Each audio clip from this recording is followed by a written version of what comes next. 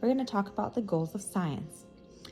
First one is description. This is what the behavior looks like. It leads to hypothesis formation. Then we have prediction. Here, repeat observations show how events correlate. This leads to correlation.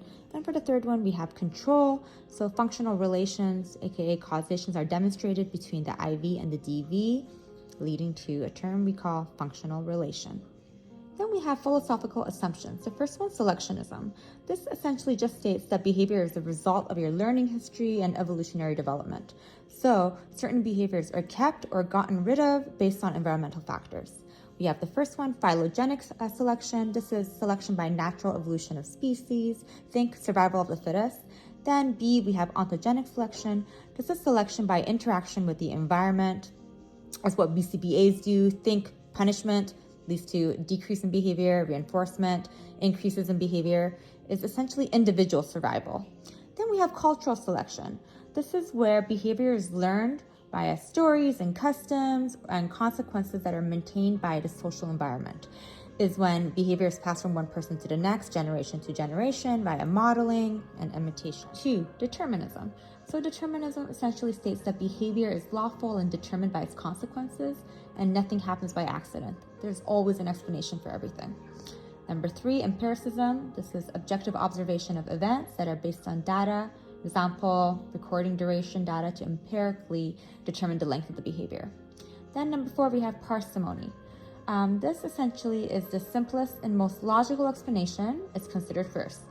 It doesn't mean that it's right, it just means you need to rule out the simple explanations first.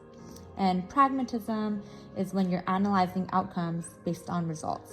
So it evaluates the usefulness of an intervention based on its results. Now we're going to learn about behaviorism. Radical behaviorism was created by B.F. Skinner and was developed after methodological behaviorism. In radical behaviorism, we acknowledge private internal events as behavior versus methodological behaviorism that does not. In radical behaviorism, we see private events such as emotions, thoughts, and feelings as behavior. However, we don't use private events in ABA, even though we consider ourselves radical behaviorists, because we can't observe and measure them, so we only focus on public events. Public events are behaviors that are observable and measurable. So again, in methodological behaviorism, they primarily focus on phenomena outside the organism and they don't account for private events. Now we're going to study the 4 types. First, we have behaviorism, which is the guiding philosophy that informs EAB, ABA, and ABA practice. EAB, which is experimental analysis of behavior, is studying principles of behavior that are not applied. For example, when you're studying lab rats, that's not applied. ABA, this is when we take those behavior principles from EAB and we apply them in studying effects on human subjects. So it involves using principles of behavior in practice to help facilitate socially significant behaviors. And lastly, we have ABA practice.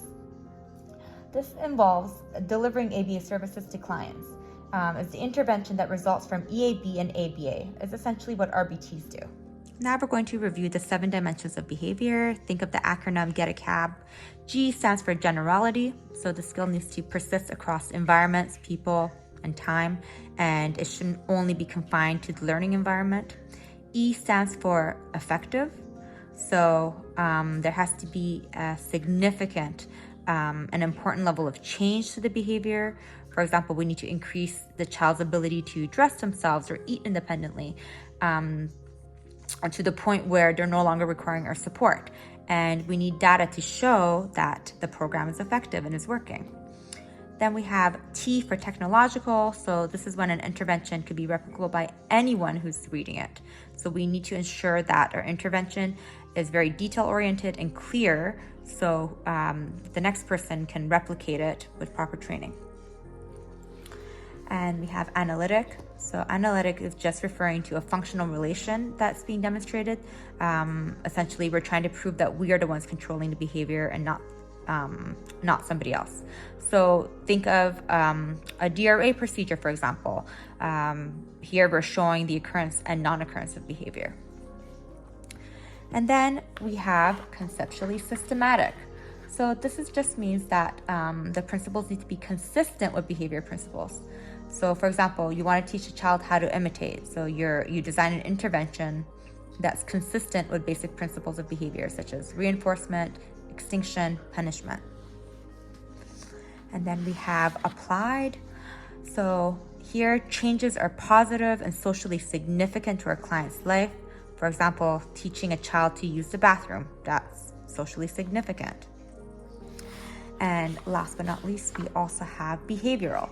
So behaviors must be observable and measurable. You can observe someone's writing behavior per se. You can measure that. So ABA is behavioral in that the behavior targeted for change is in need of improvement and is measurable. So think of that. It needs to be behavioral. It needs to be something that is in need of targeting for change. And it also needs to be measurable.